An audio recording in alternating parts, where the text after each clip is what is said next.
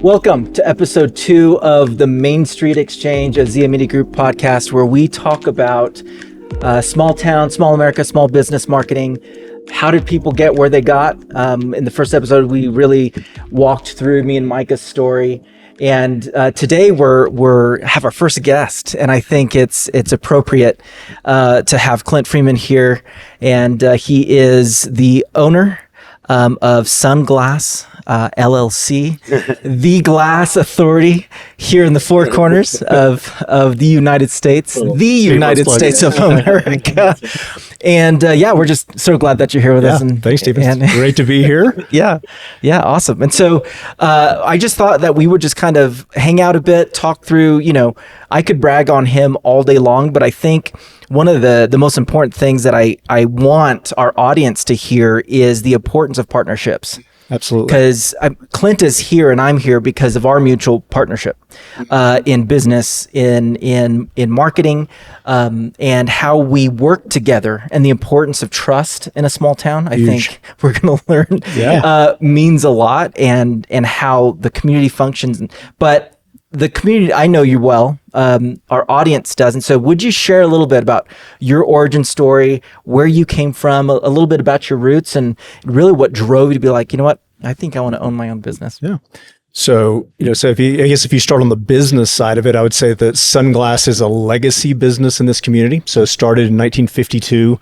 Almost, if you look at the history of San Juan County and the history of Farmington, in some ways, Farmington started in about 1952. Yeah, and so they discover oil and gas, and then all these kind of ancillary businesses come, hence a glass shop. And so a glass shop it's started by W.L. Garrett. So Sunglass is started by W.L. Garrett. He operates it, grows this glass business. He then passes it on to his son. His name was Woody Garrett, and passes on to him. My dad actually and a partner then bought Sunglass in 1999. I grew up in this community. We moved here. We moved from Amarillo, Texas in January of Amarillo? Amarillo. I had to throw that in there. So we moved here in January of 77. So I was 2 years old. So really not born, but pretty well raised in San Juan County. So moved here, graduated high school in 93, went to college, went back to Texas for college, then went to work in kind of big corporate world. And so background construction products, not in the glass business, mainly heavy highway, underground utilities, working that. And then, so my dad and this partner bought Sun in 1999. So I was already out of college, kind of working big corporate. They took that business and the business grew. They did amazing things. So grew it from, I think there was 17 or 18 employees at that point, grew the business, and then to I can go back to 07. I think there were 35 employees at that point. So did a lot of good stuff. Business grew. We started having kids. So adopted our 2 oldest. My mom and dad started saying, hey, why don't you move back to Farmington? And I think at the end of the day, they really wanted the grandkids. They wanted the grandkids. Yeah, they wanted the grandkids back. So let's just be honest. That's what they really wanted. They always say you, but they really want the grandkids. Yeah, let's really know what the truth is. And so, so that was 2007. We were living in Colorado Springs. I was running a concrete plant for Pavestone, who's a pretty good sized corporation. And my dad and I always talked business. It was something we'd meet somewhere and, for vacation or whatever, and we talked business. And so I had a good understanding of the glass business. I'd actually worked in the glass business in high school. I'd worked for a different glass shop, so not Sunglass, but what was Harding Glass at the time, over on Broadway. So it's actually where our commercial location is today, but it was No way, I didn't know that fact. Yeah. That's pretty cool. So it was a big corporate store out of Kansas City, and the guy that was my dad's partner, that's what he actually ran that. So that's how he was in the glass business. My dad had always been in wholesale hardware. Okay. And so when they bought it in 1999, but so Eric and I moved home in 2007, and we said to it, we'll come home for 1 year and we'll see if it's a good fit. Because you don't know, Dad and I had never worked together. I had worked for his partner. And so I knew he and I could work together. But again, hard to know. You've been out of college for a while. Can they see you as your own leader? Can they see you as an adult? It's hard to know. Yeah. And so we said, we'll come for 1 year and we'll see how that goes.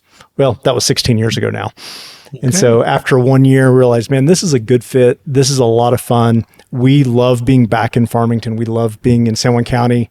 My wife's from the Dallas area, so didn't know, again, how would small town fit to somebody, from the DFW Metroplex. So very different. And so moved back after a year. We realized this is a good fit. At that point, I bought my dad's partner out of the business. So that brought us back to a family business, and it has been just a thrill to get to work side by side with my dad. And so, he was at Sun. He retired 2 years ago. Is he still part owner? He's still part owner. Yep. Okay. So we're still 50-50 partners. And so he's still an owner, but he is retired, which He deserves is that. so awesome to see him get to just enjoy the fruits of his labor, if you will. And so he and my mom travel a lot. They enjoy time together. They spend time with my kids. They go to Austin, spend time with my brother and his kids. And so for them to have that freedom that they've so duly earned. And I think, I mean, just to brag about your dad just for a moment, I think everyone thinks of Cliff as the guy who's smiling when you first walk in. He's How are you such doing? a sweet Know you person. by your first name, probably. Yeah. And if he didn't, hey, I apologize. What's your first name again? And really, the level of courtesy and appreciation for this community. Still, folks are, tell Cliff I said hi. Well, I said, well, he's not always in the office, but I'll be, because he's just, you say sunglass, you think Cliff Freeman. Yeah. And so what a blessing I think he's been to this community, and how he's been able to intermingle, I think, in a fresh way, is family, faith, and business. Yes. That's it. Wouldn't you say that? I would really, say that's it, and say, a culture of care.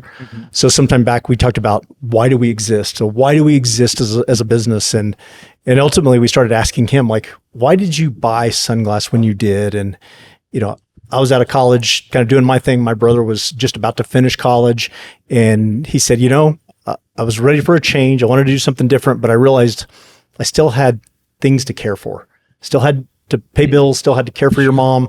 So I wanted something different. And so it was like this aha for us as a leadership team to say, I think the reason we exist is to care. Is it so? Yeah, we're in the glass business. We're kind of in the construction business, but no, we exist to care for each other as a team. We exist to care for our customers. We exist to care for this community. That was a game changer for us as a leadership to just say, okay, is everything that we do caring? And so by putting that at the forefront, it allows us to hire people that care, discipline. Now, would you say that that was value equity or value aspiration? Oh, equity. Yeah. Yeah. It was kind of embedded in the DNA already. Absolutely. So brag on, Patrick Lencioni, you and I are big fans. So we went through the advantage, and in his book, he says, your core values and these things should never be aspirational. They should really be who you are. Who you are. And so when we walk through that as a team and we realize, we exist to care. So it isn't something that we dream to be. It's just, this is who we are. Right. That's your DNA. And now we're just going to live it out, but it allows us to build team around that too. Yeah. And then as we build out core values are like, no, this is who we are. Yeah. I think what's beautiful about that too is that's such a core principle to a service business, because if you are just in it for the money, right?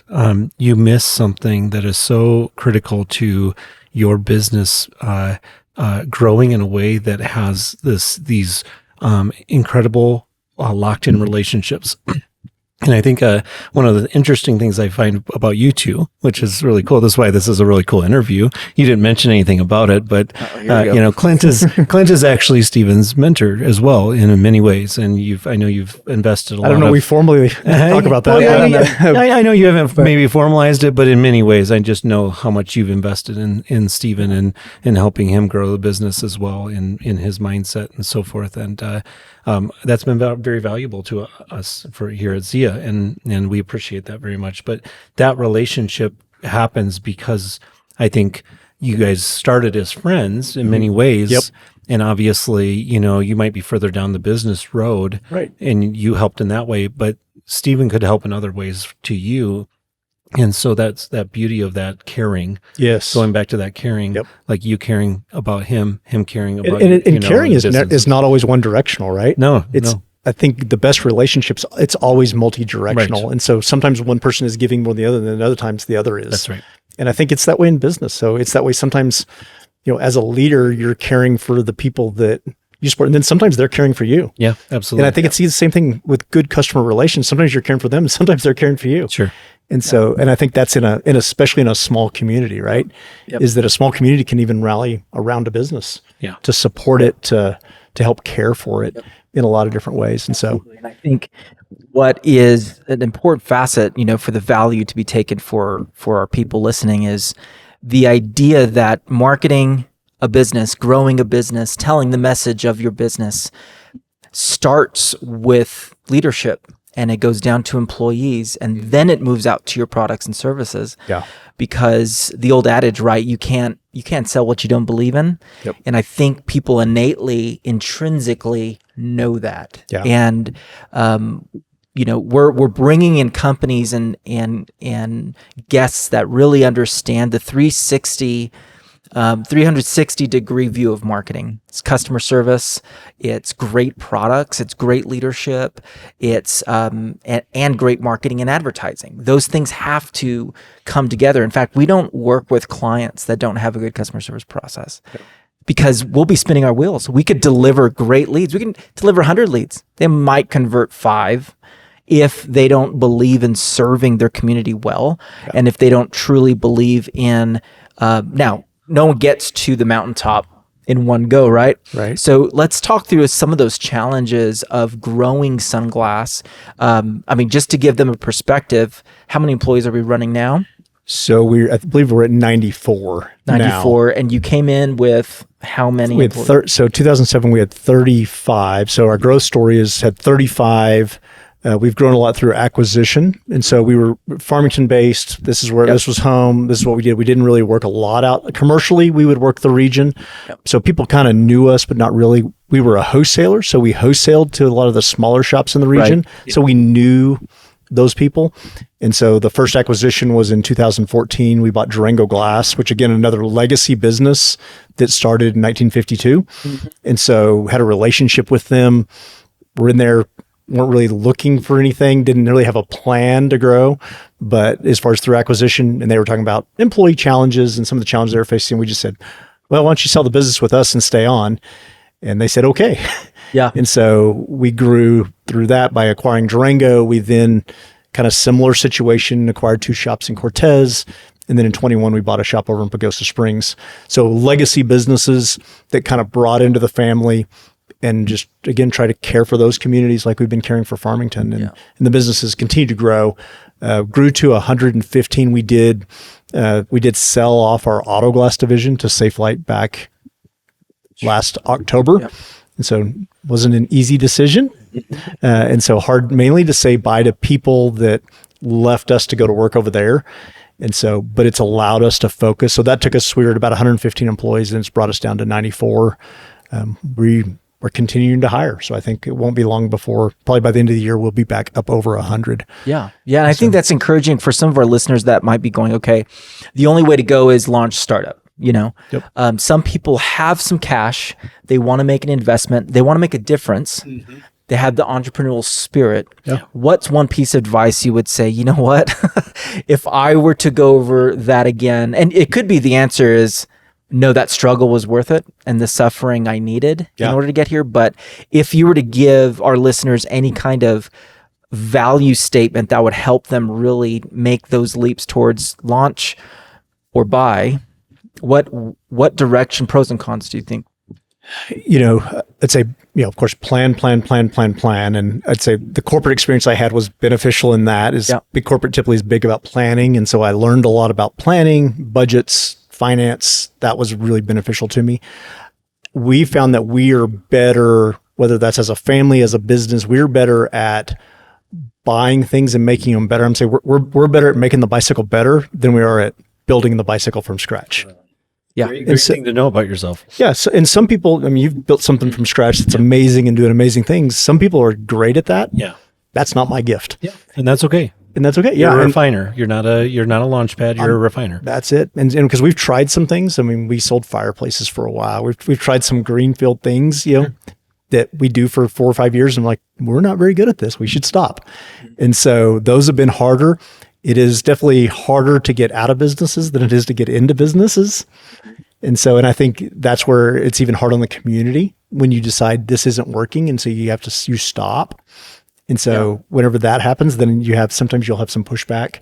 But I think a lot of it is, what's worked for us has been that acquisition, finding businesses that are good businesses, they're well run, Needed by the market. needed by the market, they have a good base, and then figure out how do we take our systems and make them better and help them again grow and care even better for their community. Yeah. Yeah, absolutely. Yeah, I mean, I think on that same kind of line, we've kind of figured out that the best business for us to work with are the ones that have that great heart, the great bones. They just don't have that online presence that they could have, Sure. or the quality of presence that Sometimes they could it's just somebody telling the story, and I think that's what Right. you guys are so great at. Is you're like, we see the story, we know what's going on. Let us go tell the story, because sometimes it's hard to tell as a small business. It's hard to tell the story, Yeah. right? Yeah. It's hard to communicate. I mean, that's the fundamental, right? Is marketing is communication. And we live in a world where digital marketing is so critical. Right. You know, they talk about, in business, you need to have, great partners. You mentioned that earlier, and, they always say, have a good banker, a good insurance guy, a good attorney. I think digital marketers on that list now. I don't know that I don't think it was 10 years ago, but it is today. So it's that short list. Yeah. And personally, all those partners for me live here. Like they're people that I want to be able to walk in and look them in the eye and sit face to face and strategize and make a plan together. And so, some people say, oh, the face to face handshake deal is dead. I don't think it is. I don't think it is in small town America. Yeah. And that's the hook here. And that's where our audience is going to be really interested in, because people, they're finding in rural communities, people love their communities. And yes, there are different types of amenities in metro areas and different types of living, but the folks that do want to stay in 100K or less communities, now combined, San Juan County was like 175,000 or so. I don't know if it's more than that, but it's decent once they all come together on a weekend. Everyone wants to go eat out in the restaurants, then you feel it. But really, our town is 50K. Farmington's a 50K town. Those things that are valuable in a small town can actually be an advantage to a small business if you embrace it. Absolutely. If your head is too much in the sky, you have to understand the reality that you have in networking and partnerships and relationships drive the small town business. Yeah. Embrace those things. Get to know your mayor. Know who your mayor is. Know who your council people are. Understand who the influencers are in your communities, because they will help you. Yeah. And you will help them. It's an exchange. Hence the name of it. So, but in this kind of context, what have you found particularly challenging being in a small town versus like if Sunglass was in Austin? What would you say you face particular challenges here that you would not face there? Yeah, bigger markets, sometimes it's the vendor side, right? If you're needing certain materials, it's just harder. Like it's harder to get things to Farmington than it is. So sometimes lead time, sometimes just supply chain is more logistics. difficult. Logistics. Still think the same thing. We've strived to have, one of our core values we say is enduring relationships. And the reason we say enduring is good relationships are enduring, right? They're not always easy. Sometimes we fight, right? Sometimes we argue, sometimes we don't get along, but we endure because we love one another and because we can work through it. So we found that it's up the chain, down the chain. So it's even with vendors. So we have some vendors that we've had, I think we've been a Conair dealer since 1977. So predates us, but that's the metal for our like commercial storefront and curtain wall. That's a long relationship, right? Super long. Sometimes it's hard, sometimes it doesn't work, but we're maybe loyal to a fault, where I think in a bigger city, you have 4 different glass vendors, you have 4 different metal vendors that you might just say, okay, who can give me the best price? Who can get it to me the fastest? I'm going to buy from them.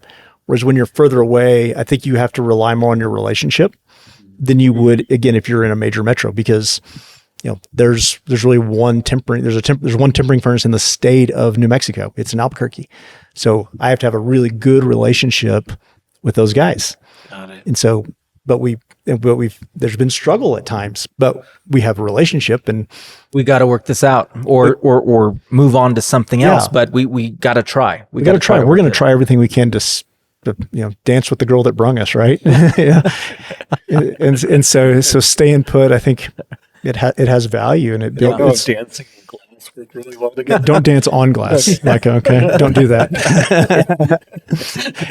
Unless it's thick, tempered. There's a way we can make that happen for you, but.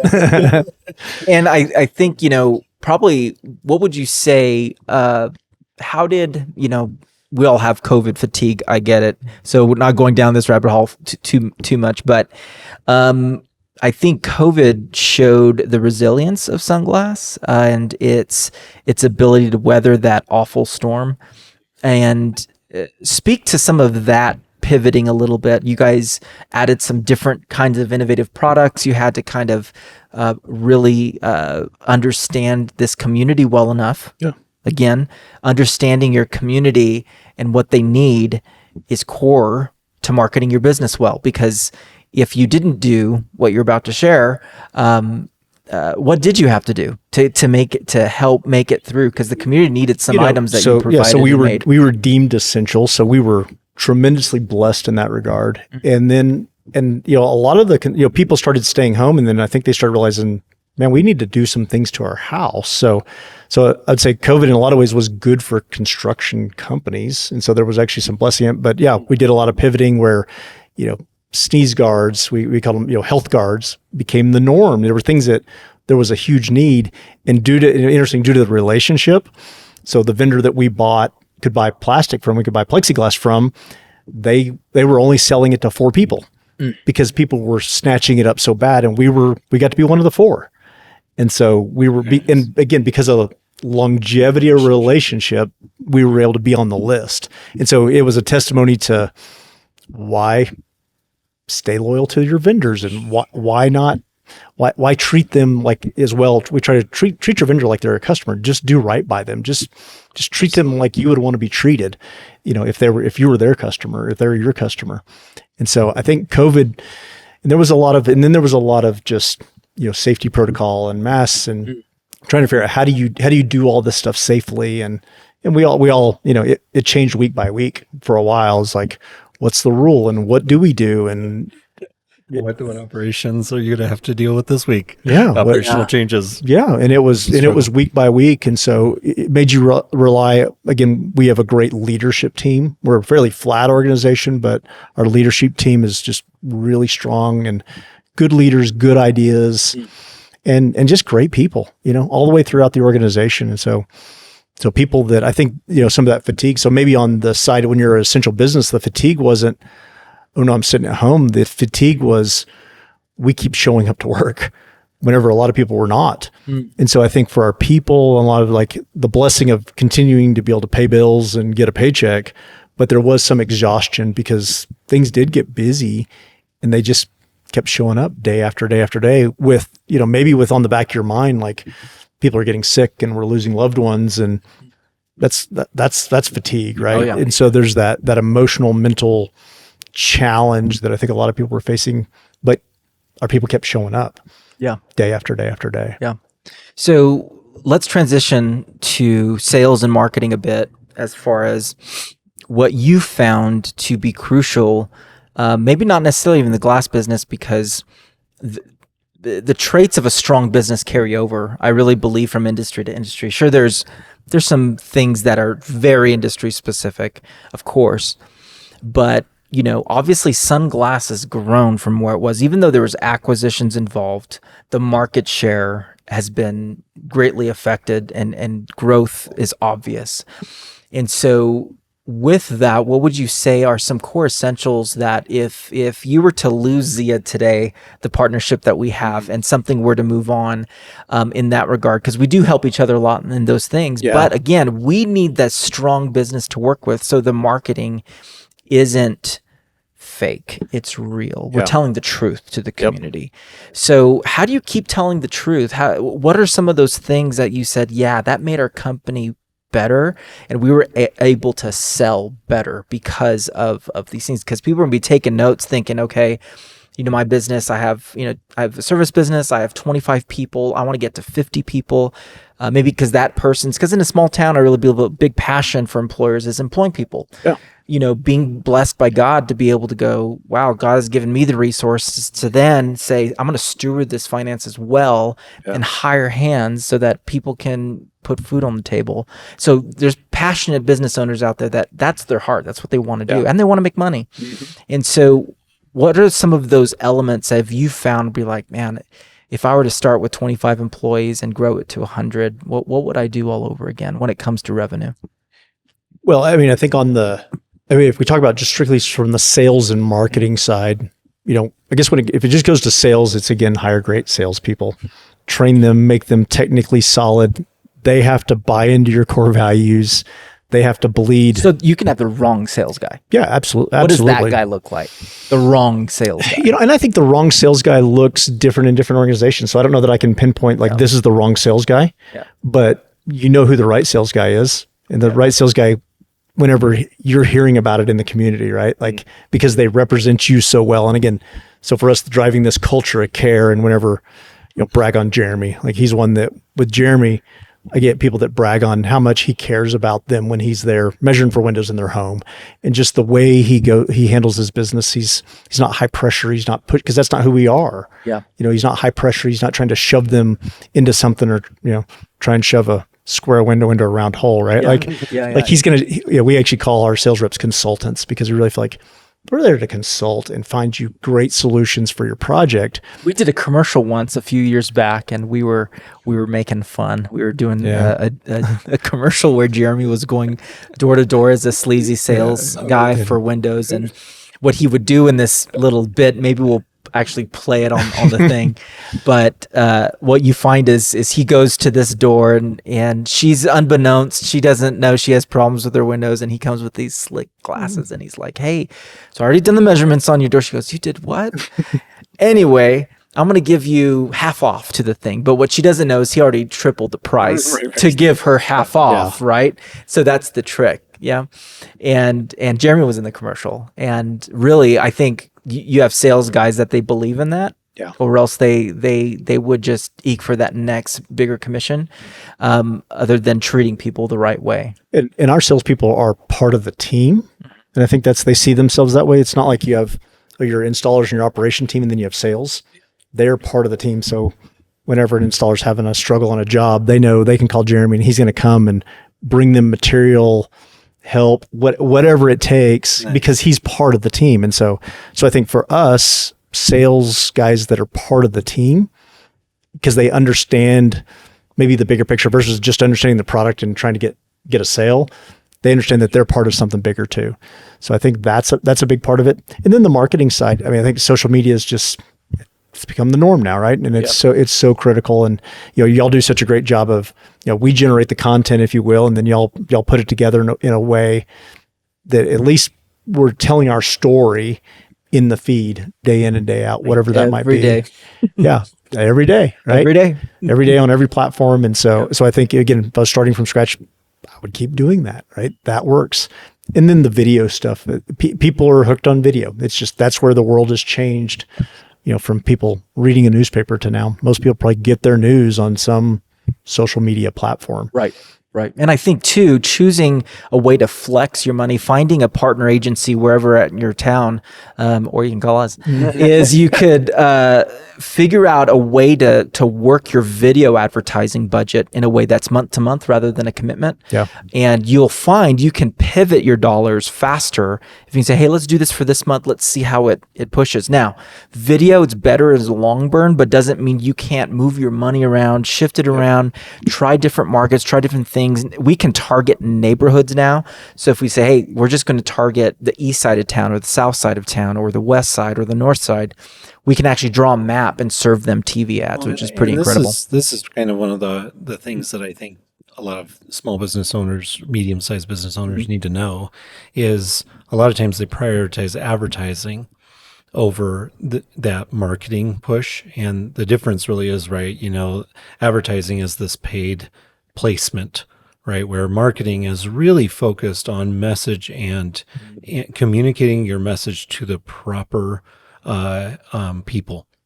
That's what we focus on. Yeah. And you need both. Yep. I'm not saying you don't, but so many businesses I see at that 25 person's standpoint, they'll put $5,000 a month into advertising and they don't have any message. Yeah. So they depend on their advertiser to create a message for them. And their advertiser is probably not very good at it, to be honest with you. Right. And so essentially they don't communicate the right message. Yeah. And so they're throwing a lot of dollars away because they're not giving the potential client the thing they need to hear so that they want to convert business. And as a small business owner, and because we didn't have an agency for a long time, right. Before Zia, we were just doing it ourselves. And my dad and I were the ones that we just kind of did it. And that's what we did. We just did it. Yeah. Yeah. You do it because you have to. But we also, I would say it was a shotgun approach. Like we just kind of that's right. willy-nilly threw a little money here, willy-nilly threw a little bit of money there, and hope for the best. Yep. Whereas working with you guys, we get analytics, we get data to say, hey, this is working. And then sometimes you're like, hey, we're doing this and this is not working. We tried this and it didn't work. So it's actually measurable. Yes. Which as a small business owner, that's critical. Yes. Because you can spend a bunch of money and get nothing out of it. Or you can spend money and get return and know like, hey, the phone rang this many times. We saw this many hits to our website, whatever that might be. And I think that's the big change, and again, we're going back to some old school, like even the direct mail, right? We're doing some direct mail. Direct mail. Yeah. Well, and that's the deal though, is like a goal, right? Has this idea of a measurable strategy, right? Yeah. You start with a strategy, and oftentimes, like you were saying, willy-nilly, like the strategy is willy-nilly. Yeah. Well, that's not effective.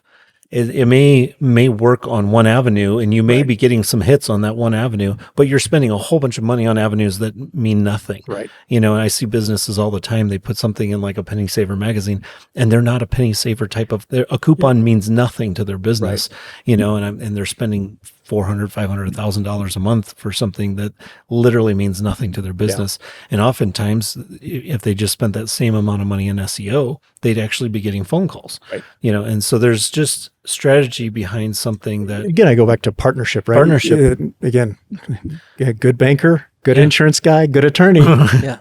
Good digital marketing guy. Yeah. You're on the list. Right. And that's the short list because those people help protect you. They help make you better, make you survive. And mainly because it's aspects. A specialty. So we have different resources that you don't want to invest in. In fact, you may not even care to invest in. I do not. But we have to invest in order to provide a valuable service to you. And when you end up paying us and reimbursing us for those costs, it's at a ridiculous fraction of the cost.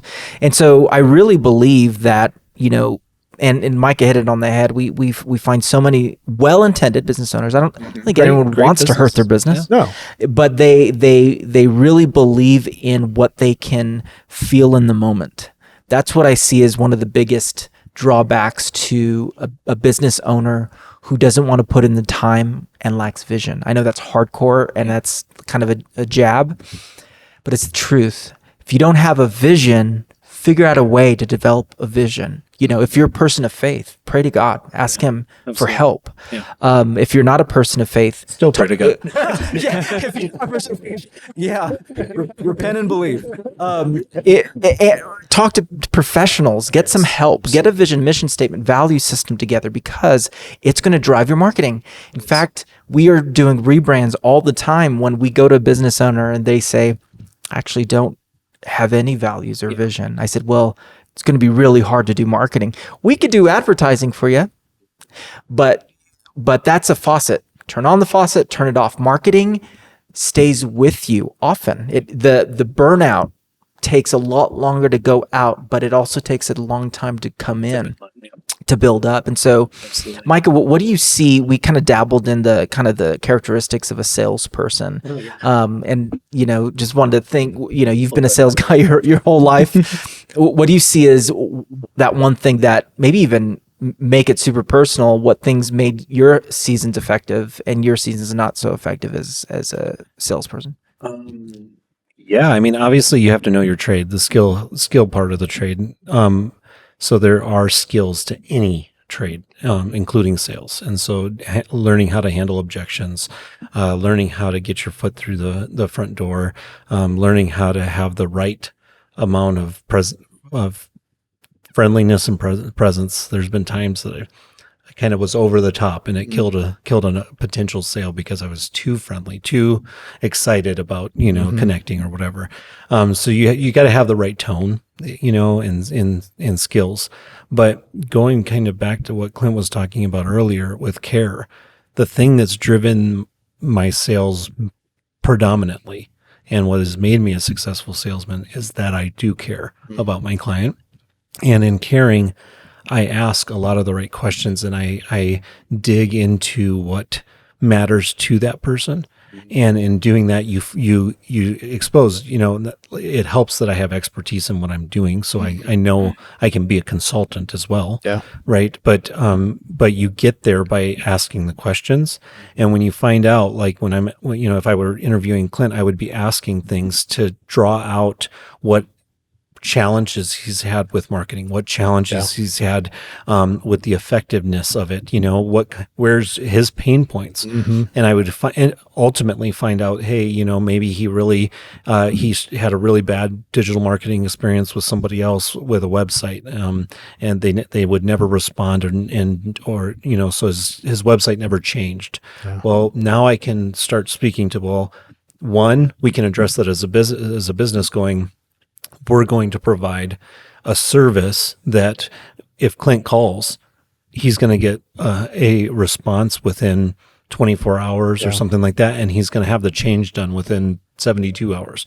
So we can do things like that to respond to the need. And then I can say something like, hey, well, Clint, one of the nice things about working with a local business is you can walk through my door anytime. Yeah. And that's different than if you have to try to call somebody in New York or something like that you might never get a hold of. Yeah. And you're talking to their, customer service partner who's in India, right.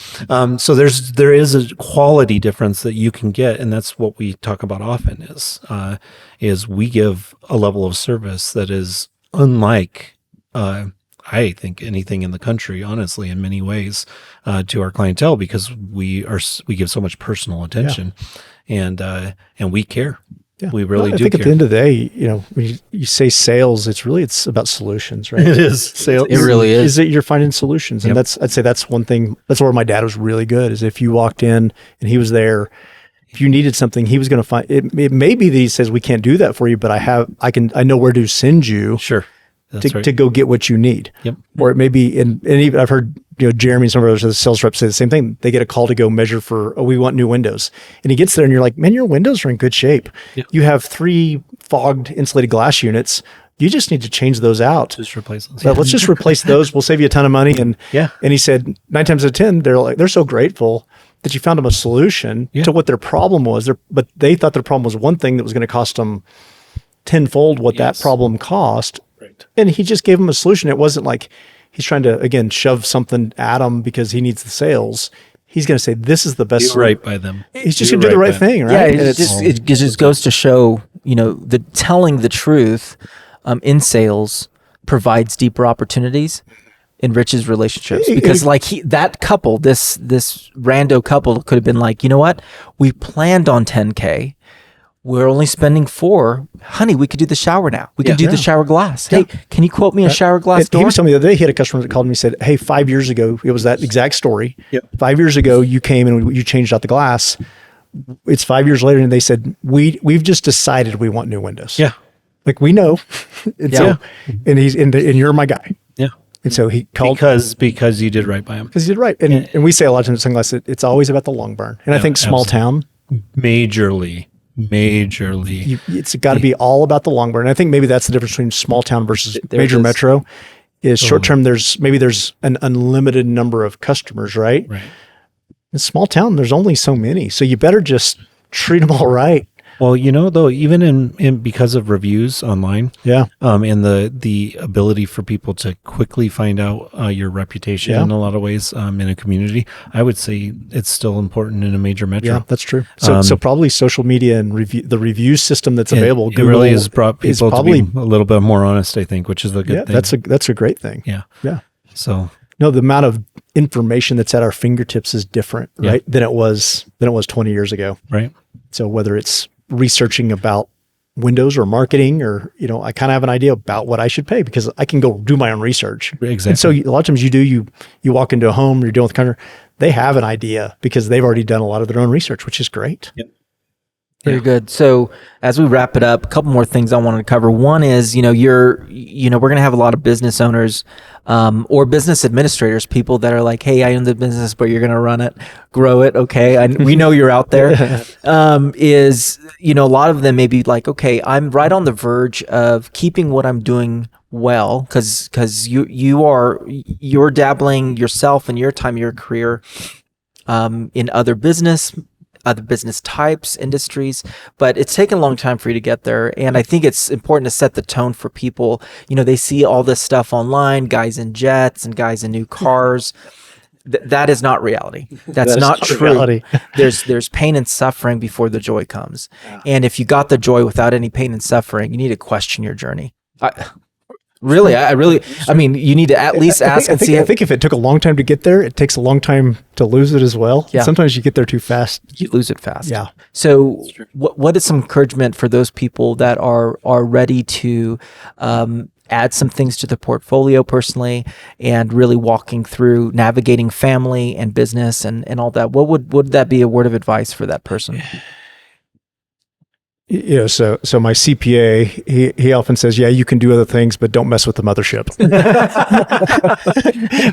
So there's a lot of wisdom in that, right? Like you can do some things that are outside, right? But make sure you make the main things the main things, right? Yep. And so, yeah, I think when you get to a spot where you can try some other stuff, it doesn't hurt to try some other stuff. And so, but again, you got to have good leadership within your own organization. And so you have to be, time committed sometimes to those leaders and make sure again, that they've bought into the values that, that maybe you've been carrying it for 10 years or 15 years, that they're going to help carry that forward with you. I think that's, one of the things that I've seen in my life many times is entrepreneurs having that entrepreneurial addiction almost, which is there's not a terrible thing about that. I mean, that's who they are. Yeah. Right. But there can be this almost where they grow a business to a certain point and then it's like squirrel, they see something and then the next thing their attention is so diverted from that mothership, as you said, that they lose sight of this thing that really is carrying the opportunity for this to even happen. Right. And then this suffers so bad that they might even kill it. In the process. And so it's such a great thought there, Clint, to think what, nurture the thing that is probably carrying the bulk the of the weight, load, right? On all these other things. And how do you maybe you could share with how have you stayed able to focus on these, but still carry some of these other side. I would never call myself an entrepreneur. Like I just think it's maybe reality TV's just made that a bad word. I don't know, right? You're like, no, I can't handle that. Yeah, I can't. You can't identify as that.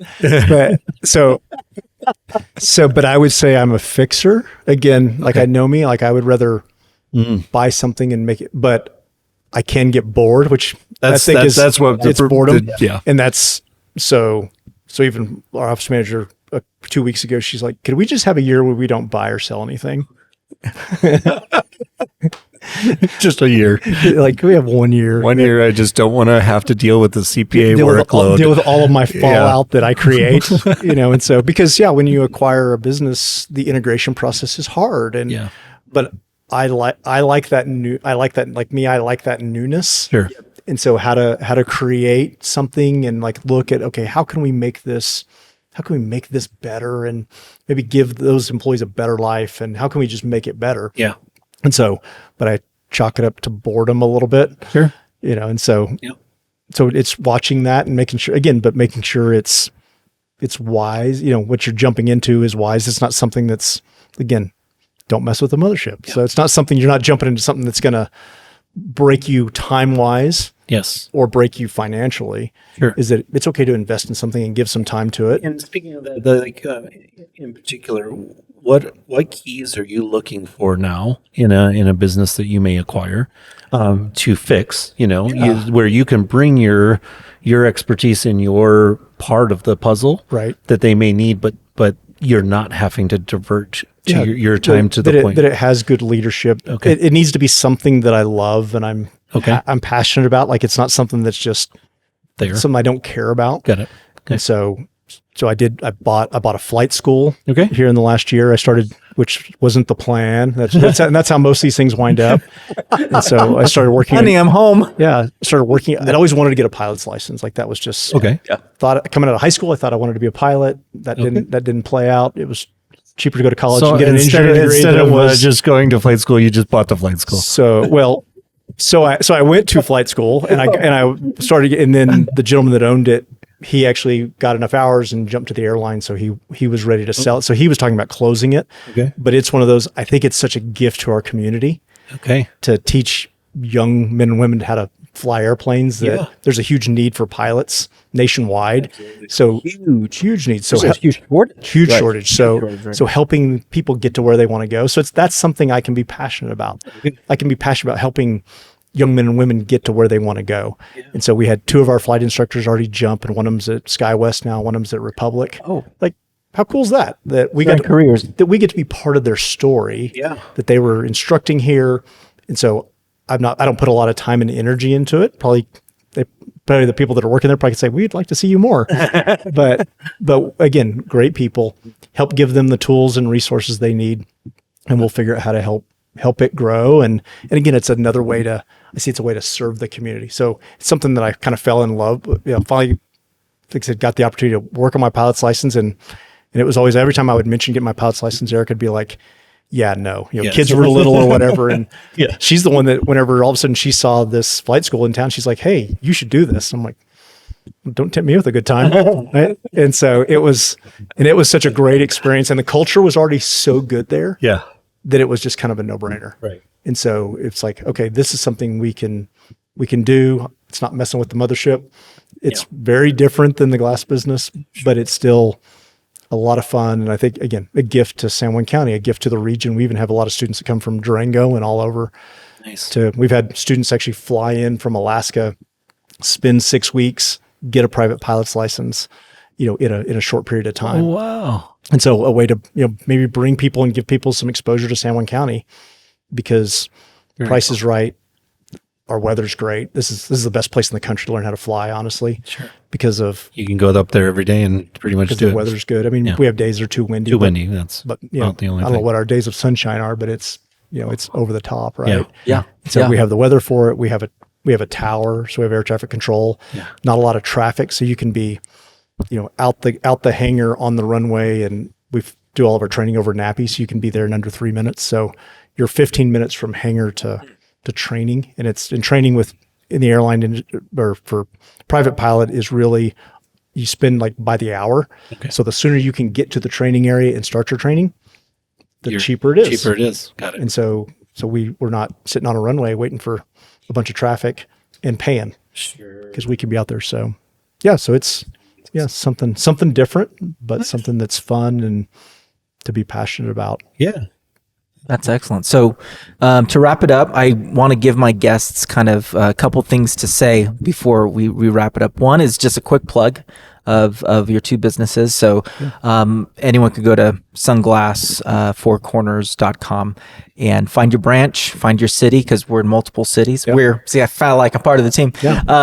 Sunglasses in multiple cities where we can do shower doors, new windows, replacement windows, new construction, bathroom remodels. Your plug for Sunglass, and then the Roadrunner School. So Sunglass, again, legacy business. We feel like we're just part of this community, and so we love the opportunity to care for you. It's your home is probably your greatest investment in your life, and so I hope you hire somebody that you can trust, and I hope that we're somebody that is trustworthy.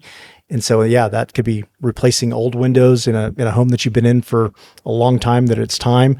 Could be new construction windows. So we pivoted and we're doing lots of new construction. So have a lot of different window lines, from just a really good solid vinyl window, Anlin's that way, with a double lifetime warranty. So you sell your house, it goes to the next owner. That's pretty great rare. Air filtration with Anlin. Yep. So just a really great workhorse window we're talking with a company called Ital right now, which is out of Poland.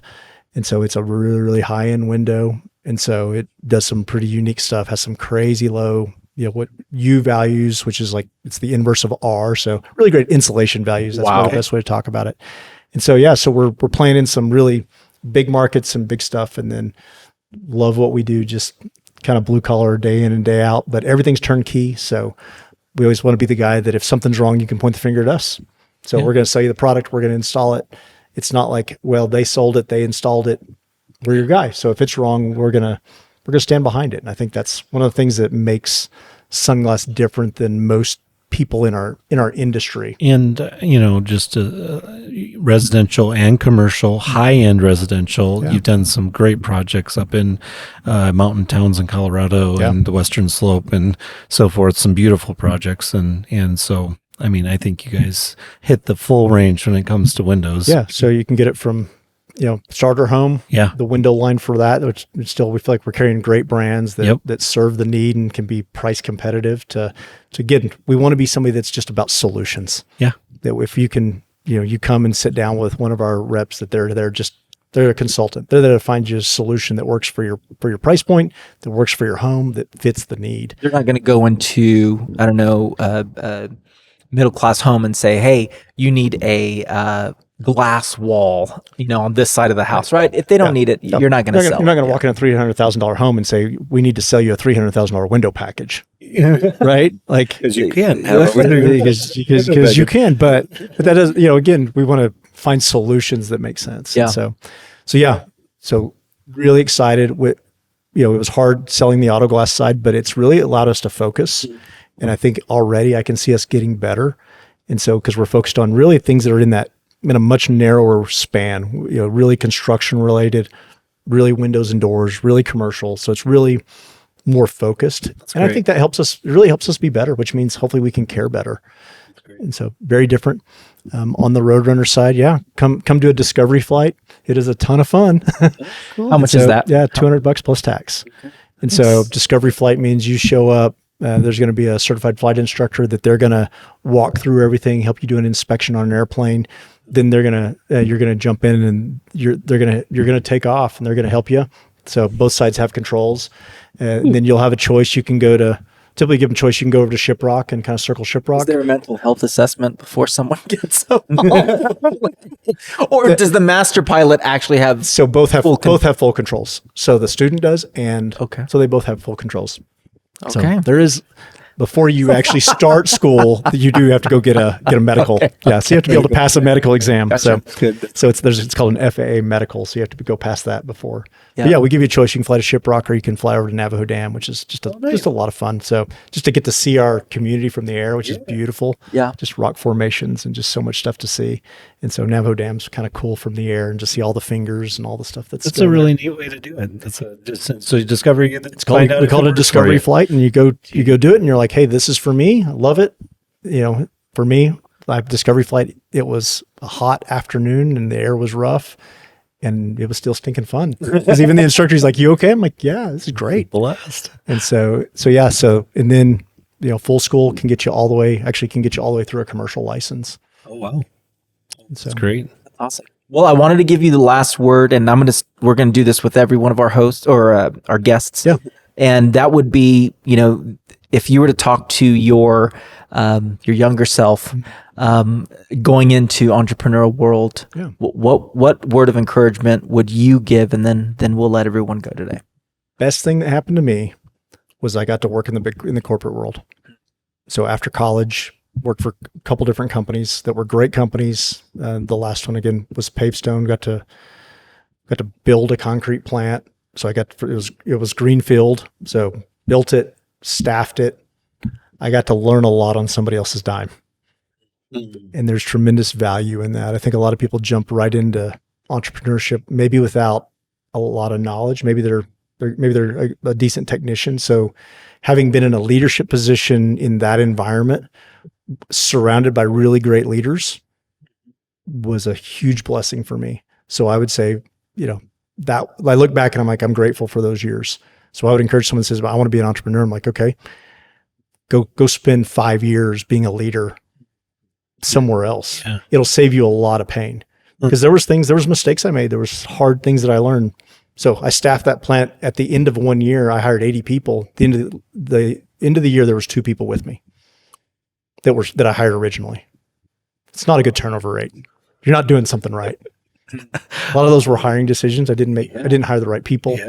Yeah. Year 2, it went to 30% turnover. In year 3, we went to 10%. So almost 98% turnover or something like that, right, yeah, roughly. to 30 to 10. And so I learned a lot.